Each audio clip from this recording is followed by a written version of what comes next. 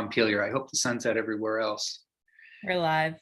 Good, thank you. Welcome back to Senate Education on Friday, January 21st.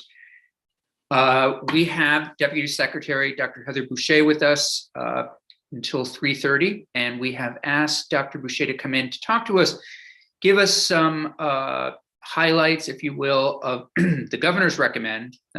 We'll start to hear from people, even though the House will start with the budget. We'll be hearing from people about requests for summer programs, for things related to higher ed, particularly related to, I would say, and I think the committee would agree, and we have the chair of health and welfare, who I know will be thinking about these kinds of things with us, social emotional health of kids.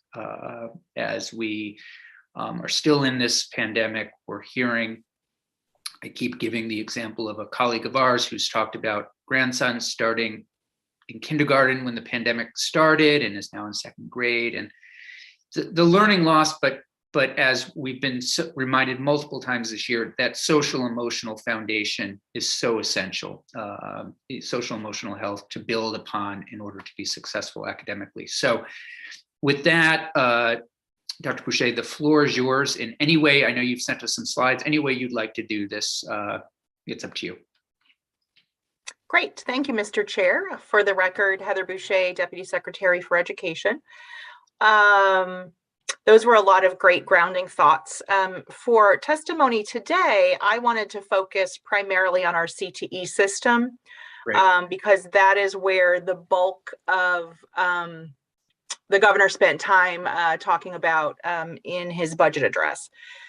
Having said that, I certainly would love to come back to the committee and talk about recovery efforts, which is how we conceptualize the work to be done around social emotional learning, mental health, and that whole continuum of functioning, in addition, of course, to academics. So I'd be very happy to come back and talk about that. Just as a caveat to that, I think all of us had hoped and anticipated that as a state, we would be, as a globe, we would be actually moving towards recovery more, particularly with respect to our school systems. But unfortunately, Delta and Omicron dealt us a vicious blow. So you may hazily recall last session, me coming in and talking with you about the planning we had done for recovery and having a pretty tight conceptual model. So given the reality now, we need to kind of retool and we'll come back in and talk with you about that. So very, very important to us as well. But I did want to focus today on career tech education because, as you know, one of the challenges that our state faces, which was a problem before COVID and has certainly been exacerbated as a result of the pandemic, is a workforce shortage, pretty much in all sectors.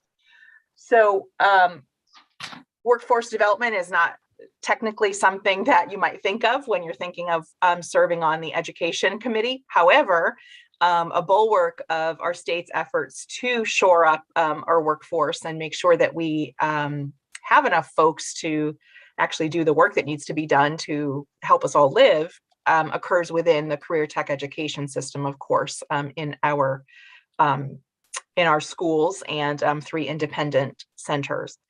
So I did want to clarify just a moment, when I talk about career technical education, particularly with this wonderful committee, I'm talking primarily about our secondary career technical education system, which is technically, depending on how you think about it, 7th through 12th grade. However, part of our education system, our CT, our broad career technical education system, also includes adult learners and how they're actually receiving technical education to help them often reskill, upskill, get into new career pathways, for instance, that perhaps they hadn't really had a chance or opportunity to train in before. And then also much of our adult workforce training around career technical education comes through our state colleges, both CCV and then also Vermont Tech. So I just want to kind of put that out there as a grounding point, one of the challenges we still face is that a lot of the money for funding adult workforce development efforts is in federal Department of Labor funds. We do have some Perkins dollars that go towards our higher ed, our post-secondary system for career tech ed. And that's important. And I can come back and talk about that as well if the committee would like some more information on that. One of the things that I'm really excited about and proud of in the past 5 years is how closely the Agency of Education has worked with the Department of Labor to actually make sure we're all sort of marching to the same beat, if you will, and really trying to collaborate on moving forth with a coherent, connected system of workforce development. So I just wanted to kind of throw those ideas out there as some grounding principles. Moving into specifically why the governor and the administration have proposed a slate of initiatives to fund around CTE, I did mention that it's because we really view a core bulwark of really turning the state around in terms of workforce occurring within our career technical education systems, both secondary students and adult systems. In addition, I think the committee probably knows there was, in addition to the COVID education relief, there were significant infrastructural funds passed federally, which states benefited from. And for us, that means that we actually need a lot of workers to actually do the work that's included in the infrastructural bill. A lot of technical work, transportation, but also broadband, all kinds of work that's really not my purview, but is important for all of us. And we are going to need, those fields are directly relevant to our career tech education system. So the governor and the administration have proposed a suite of initiatives for workforce development. There are about 10 different 1 to 2 page documents around a different topic on each of them. I brought and shared with you 2 of them that I think are directly relevant to this committee. Certainly, Kendall Smith or myself, we can get you the whole packet of all of them if you would like. They range across a variety of different topics. Core to the proposed budget is thinking about what to do with approximately half of the surplus in the education fund.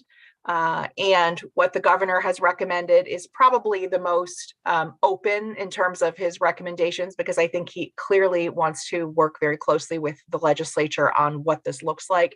But he's hoping to actually save about half of that ed fund surplus for tangible infrastructure in K-12 that will directly help with our workforce crisis.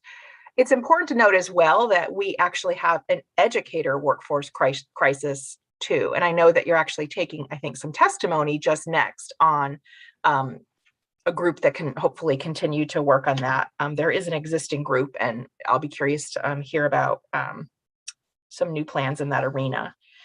So that one is the first of the bullets on the documents I sent you. And I think it's very high level, Mr. Chair. And I think that's the place, given the funding as well, where there's a lot of ideas and partnership with the General Assembly that the administration hopes to actually work on. Dr. Boucher, may I interrupt for a second? When you said, I think the ed fund surplus, the governor's thinking about half of it would go back into our schools to help with the infrastructure needs, which certainly, on the face of that makes a lot of sense.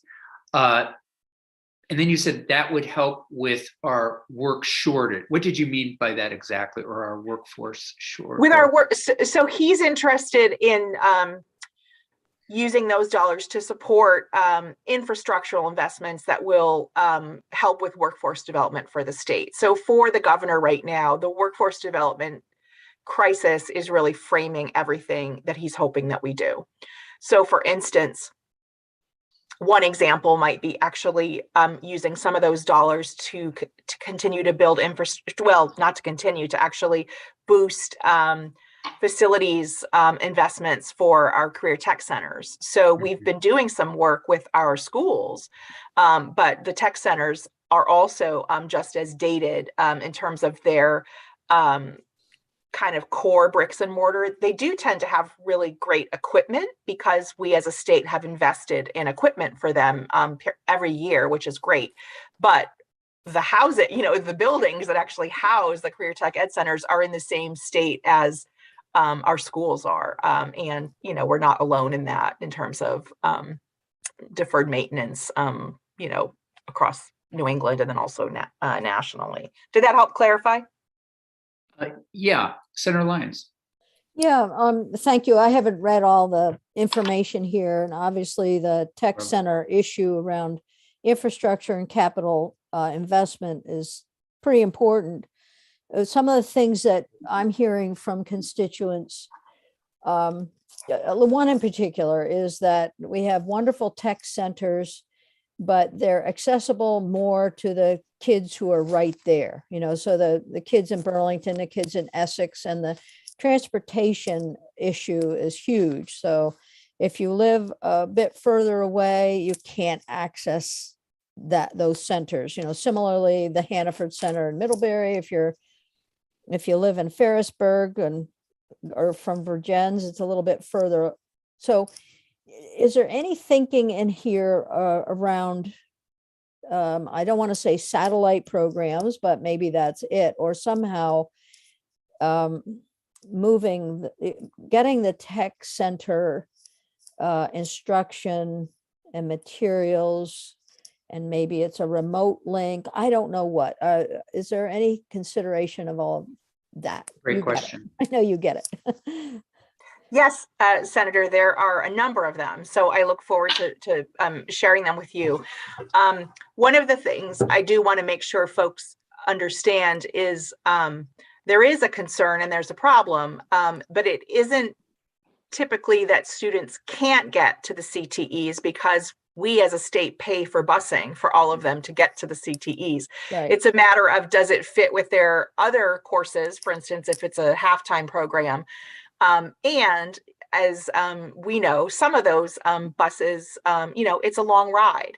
And so it's nuanced, but it's a really important issue. And we have been thinking about that a lot. And I think some of the proposals that I'm going to share will actually address that. So it's a great question. That's and a great good. point. And, part of it, as you're talking, and I agree with you about the transportation and the other issues. We've also heard that the kids from, for example, kids from Burlington fill up the tech center, and then there's no room in the end for anyone else. So somehow expanding access in that way. And yes, is it okay if I just respond and just have a conversation? Absolutely. Yeah. This is, and yes, like that would be the first piece of what I was talking about, because we do have waiting lists for students for most of our CTE centers. They simply don't have the room. And so that would be part of what that infrastructure might look like, and would hopefully look like is to actually expand the space so that they can actually have more students coming in to the centers, particularly those that are kind of a big catchment area like that. Burlington, I believe even Springfield has challenges with that. Stafford, which is Rutland. So that is a real big issue and challenge. I don't think we want to go to a model, for instance, what Massachusetts has, which is very competitive to actually get into CTE, and you actually get accepted or you don't get accepted. We have actually stayed away from that because we want, I think, as a state to afford it to all students who are interested and increase interest from students. But we do need to make sure that we are increasing the capacity we have to actually be able to provide those classes to them. So great questions. Is it okay if I walk through some of the next pieces? Sure. Because I think they will. I have a quick comment, and then Senator Hooker does, and then we'll pass. But what I love about Senator Lyons' idea is, if I just think, forestry, for example, could some of these programs go to the Sterling College campus, maybe offer a credit, maybe, even dining, food, using a college cafeteria, their space. I just love that, of going out and making, like Senator Lyons said, I've called them satellites or not, but just having those kinds of courses out there going to people, I think is really great. Senator Hooker. Thank you. And thank you, Secretary Boucher.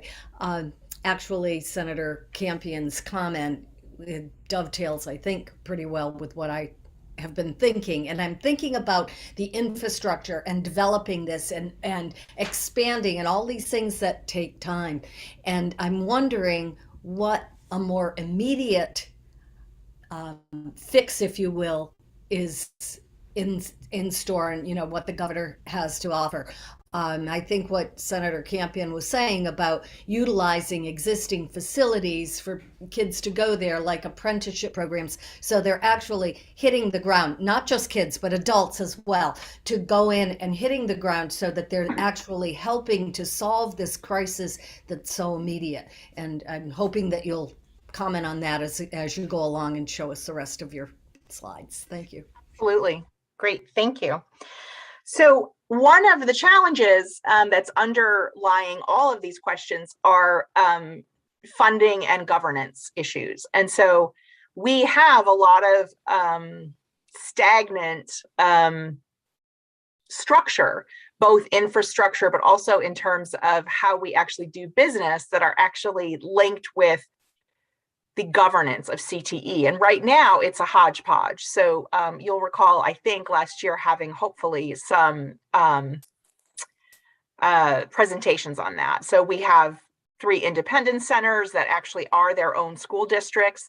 We have 2 independent schools that operate, that for the state actually operate CTE programs in the kingdom, because there are no other schools up there that can do that. We have co-located CTE centers like Burlington, Essex, and many others. And then we have sending schools, which actually are other high schools that actually, those are the ones where the busing of students comes in. So and then we have another problem, which we have heard about for many years, which is that, particularly in the sending schools, but also sometimes in the host schools, there is a real or perceived impact of sending students to CTE. And so the idea is that because of how CTE is funded, that students aren't making their way to CTE experiences because high schools don't want them to actually go to CTE. It's a point well taken. And I think that what behooves all of us is to actually have some perforated boundaries in terms of how students get to different experiences in their daily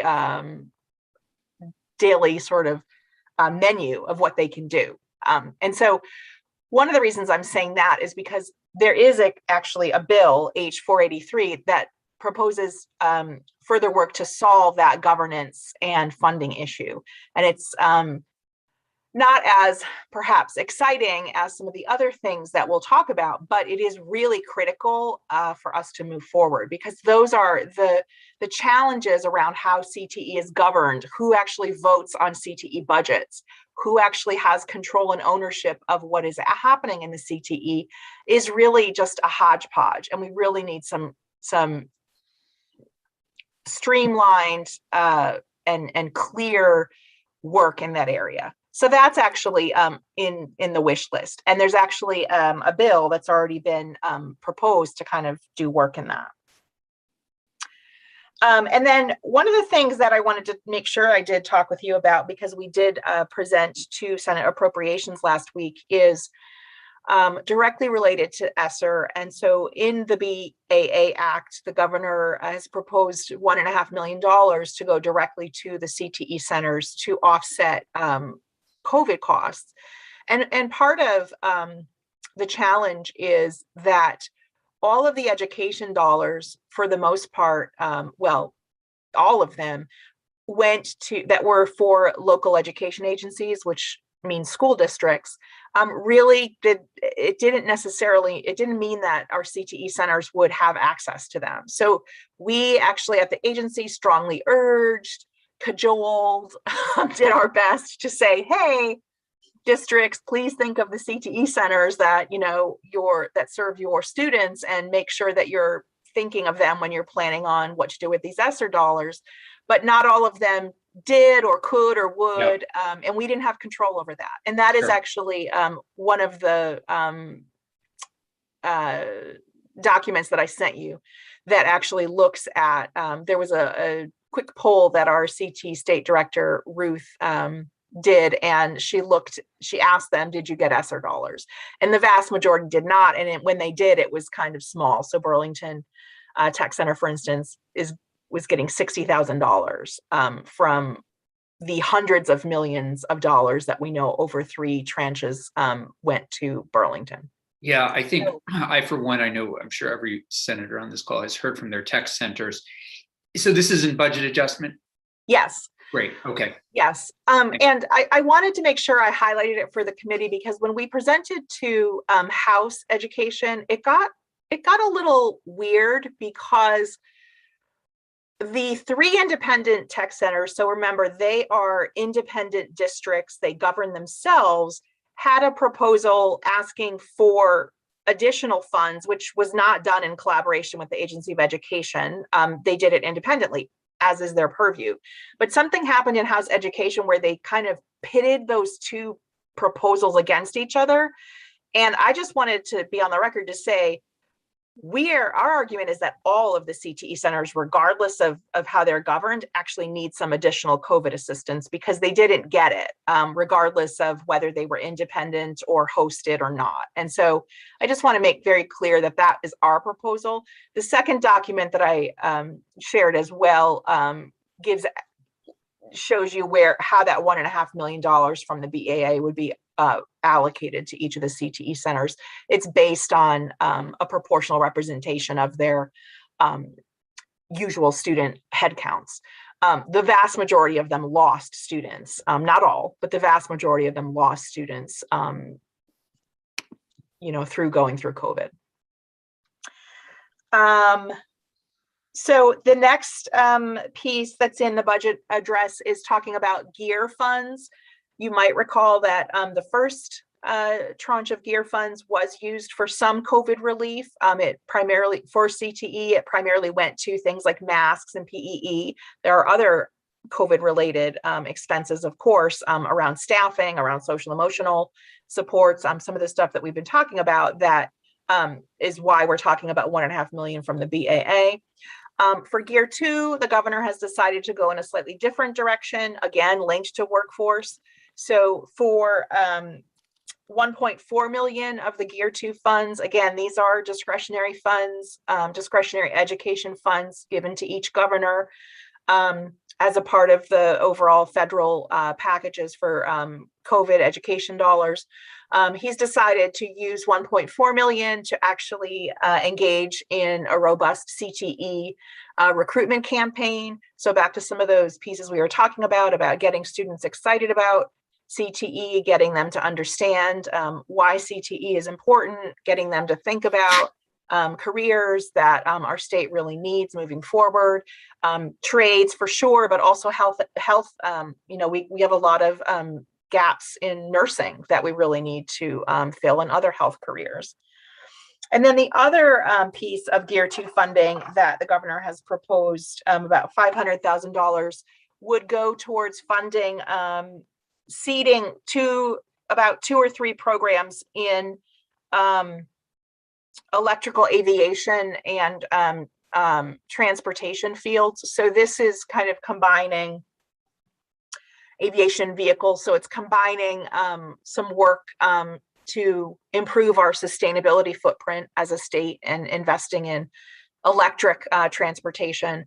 And it's also deemed to be something really interesting and neat and cool that would, again, entice students to actually be interested in CTE. So if you think about, just as one example, Beta Technologies, if you're aware of what they're doing, they have electric helicopters and things of that nature. And so can we actually provide some, or the intent is to provide some grants so that we can entice a couple CTE centers to actually develop programs that are directly linked to those career fields, because they're not happening in a robust fashion right now.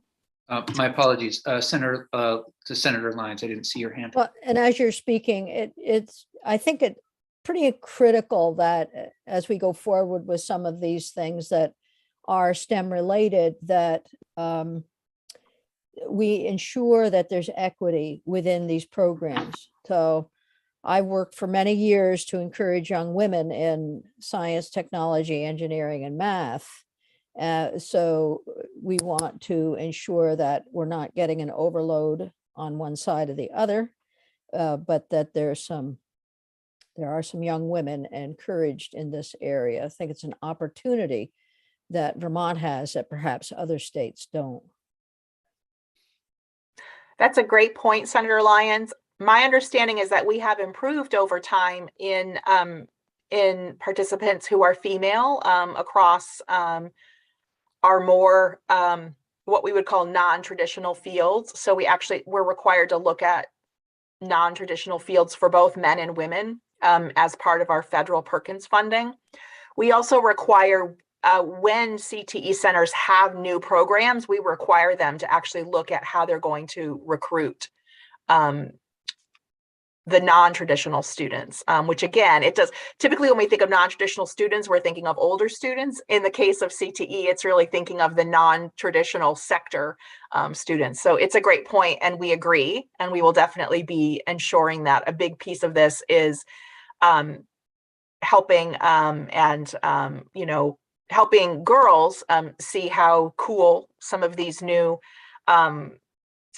fields are, and then getting them the supports they need to think about how to actually, enroll in these particular programs. Yeah, because I really would like to have an electric airplane, and we can get CTE to build a couple, or the B pro. What is the title? Beta Technologies. Beta Technology. They're not too far from me, so yeah, it would be great. I think there might be one maybe in the southern area too that I had heard of. That was the other question. Yeah, how do we spread the wealth of some of these really new emerging areas? Well, it's another conversation. So the next point I want to make is one that I think is exciting, because I think it could address these equity issues and a lot of the challenges that we've been talking about in this testimony. So one of the ideas is to think about and to make some progress on a virtual high school for CTE students, because if we had a virtual option for students that they could get their core math, science, English language arts, and social studies, and then some others requirements through, it would really actually help with some of these challenges that we've been talking about. So they could spend more of their time than when they could spend more of their time at the CTE center doing technical work and doing the hands-on work that they love. It would also really help in a streamlined way. Part of the challenge for CTE centers is that sending schools do not all have the same graduation requirements. And so if we could have a virtual high school that would actually function as the high school for CTE students, or could function as a high school for CTE students, then it would actually really get at some of that equity in terms of preparation, and then also would allow more of a streamlining of the curriculum. So again, more time could be spent at the CTE centers not doing that kind of work from the instructional side, which is, oh my gosh, I have to actually design a class that meets these graduation criteria for, X high school and these graduation criteria for B high school. It would just be like, this is it, and it's meeting it. We have a singular high school, it's this virtual high school, and we can all meet those. We can do it in a shared way. So I think it's an exciting idea. It has to be fleshed out more. My understanding is something like VTVLC already has something that could potentially work. So hopefully the committee can take some testimony on that. Just Carolus has a lot more of an on the ground understanding of what is already available for that. But it would take some legislative action to enact that, because right now you have to come from a high school to get a diploma. And so this would be pretty innovative, and I think could get at some of the challenges that we're talking about in terms of broadening the scope of who can take CTE, cutting down on some of the transportation, and then systematizing what's offered across the state. The other piece I wanted to say is that there is some authorizing language that's in a bill. I think it's coming out of, I have to go back and look. H468 is actually, by the way, some draft language coming out of House Ed for that virtual high school for CTE idea. But I think this came out of Commerce, I believe. There was a pilot for Vermont Tech, which will now become part of, as we know, as I hope everyone knows, I'm sure you do, Vermont State University. But there had been some pilot funds allocated to them to look at embedding their actual courses on CTE campuses. So kind of like almost the reverse of dual enrollment, which is dual enrollment is typically the student going out into the college to take the class, although we have lots of virtual options for that too. But what would it be like for Vermont Tech to actually be offering their classes in the CTE centers? In a funny way, because of the transportation dollars that we've really put into our system, many of the CTE centers have the more sophisticated technology and labs and things around, even compared to some of our college campuses, because they have benefited from our investment. So my understanding, though, is that COVID kind of derailed that work with Vermont Tech, and so that's something that the governor and the administration have proposed to fund a pilot to help them do that work moving forward. Again, this would open up the pathways, so it would allow more students to have access to CTE, and would, I think, make those connections between what's happening in high school and what happens after high school in terms of either college or career more robust. And I think that's important for all of our students.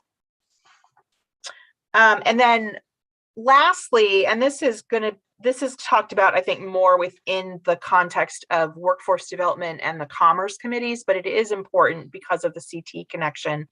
One of the proposals on the table is to reinvest funds into what are now being called WIBLETs. So meaning very regional, very localized, small workforce investment boards. So they would, and part of that would be to give them dollars so that they could actually do the interconnection between employers, between the different state agencies on the ground level, and between students. And it would be both high school students and CTE centers at that local level.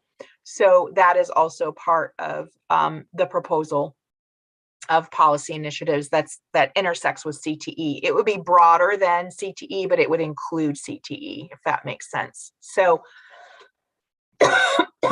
these would be, excuse my coughing, these would be to facilitate connections that we've been trying to work on at the state, modeling at the state level, but really seeding them to happen at each of the regional local levels, because that's really where the action is in terms of connecting businesses to education and training opportunities. And this is where expanding internships, as Senator Hooker, you were asking, would fit with that. There's also, I have 10 minutes. There's also a second piece of, I'm sorry, it's late on a Friday after a long week, and I'm usually a little bit more articulate. You're doing great. I hope you'll give me some break. You're doing just great. This is a terrific conversation. There's another paper. That's all I can say. Paper. That's what I can come up with right now. It's one of the documents. Bill? Is that what you mean? Another bill? What? Oh, another No, bill? it's not a bill. It's another, Okay. it's the fourth of the pieces of Oh, yes, I see. information that I sent you. I'm really grasping, and I apologize. That is about building a top-notch K-12 system. And so one of the things that is, a lot of those proposals have to do with the early childcare system, and from a budgetary perspective, thinking of new ways to deploy the CFAP, which is not really the purview of education.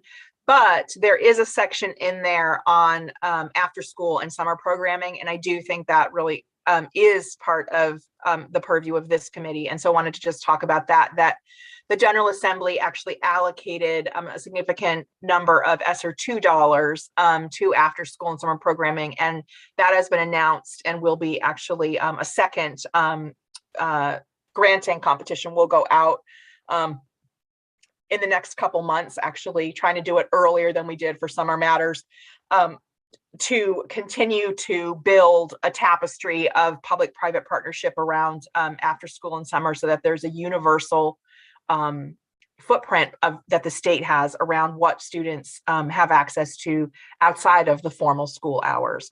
It's really important that we actually build partnerships between municipalities and schools in terms of how they're designing these, in addition to other nonprofit entities, which are very instrumental in some of these programs in many of our communities. So I did just want to highlight that. That's also one of the pieces that is in the proposed budget. Dr. Boucher, is it possible for you to say just a word on how summer went last year? You know, from Absolutely. your perspective, we're hearing from after school folks next week, but we know we made a big investment, and so just curious from your perspective. Sure. I believe that we served over 12,000 students. I will get the exact numbers for you because we have those, but we certainly met our goals of expanding slots, expanding number of weeks, so the duration of summer programming. We definitely met our needs of our proposed goals of having geographic spread in terms of what was available. There still were and are some pockets where, despite our best efforts, there still wasn't programming for summer for students. But I have a whole set of materials I can bring, and I'm happy to kind of bring that back and talk to the committee about that. Would some of your research and information on that overlap with the after school folks that are coming in? Yes. Okay, we're working really closely with them. Terrific, great. Okay, that's great. One of the things that I personally did, though, that I think is relevant, and it's not that I personally did it, but from the education perspective, is I actually went in October, so it needs to be updated, but I looked in October at what the LEAs, because as we know, the LEAs got the bulk of the ESSER dollars for all of this COVID, and 94% of our LEAs were proposing to spend either ESSER 1 or 2 on after school or summer. So it was huge. So, that's good. Like the reason I wanted to say that is because like everyone got the message. We're all kind of on the same page. So, that's my off the cuff, without having prepped and looked at stuff summary. It went well. That's great. No, that's we've got some more work to do, and I'm happy to talk further and present that. Mm-hmm. Okay. It's a lot, so I'm very happy to continue having much more in-depth questions. As I shared, they're kind of at different phases. Some of them already have bills in place. Some are very grand and would need some significant work together to bring them to fruition. But I hope that thank you for the opportunity to share these ideas, and I hope that there are some great places that we can find mutual interest in and really do some more great things. We've of course been saying that we don't want a lot of new initiatives. The field can't handle it. Yeah. We would say that in CTE we have to do some of this work, and so it's one of the only areas where we're proposing that we do some new work. Right, and I would add, from this committee's perspective, there might be a couple other things, but social emotional health of kids you'll see, as it relates to the kinds of, and that comes in the kinds of investments that we made last year, certainly with after school and summer programming. And I know that, what's great about this committee is we have the chair of health and welfare and the majority of the committee of that committee on this committee, which is great as we start to continue our work with, helping and supporting kids as they hopefully will come out of this sooner rather than later. Senator Lyons.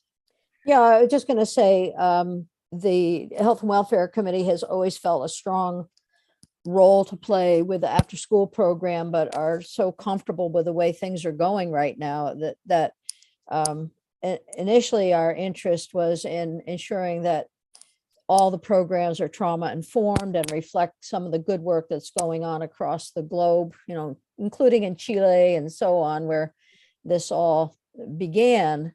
We don't see it as after school, we see it as out of school, and we're very supportive of the work that you folks are doing, and we look forward to hearing more next week. So thank you. Wonderful. If I may, one last piece. I do want to highlight, and again, I'm very happy to come back in and talk about everything social emotional learning, because it's my world. I'm actually a developmental psychologist who's done all of her work in education. So this is something that the secretary has tasked me to lead, and I love it, and it's great.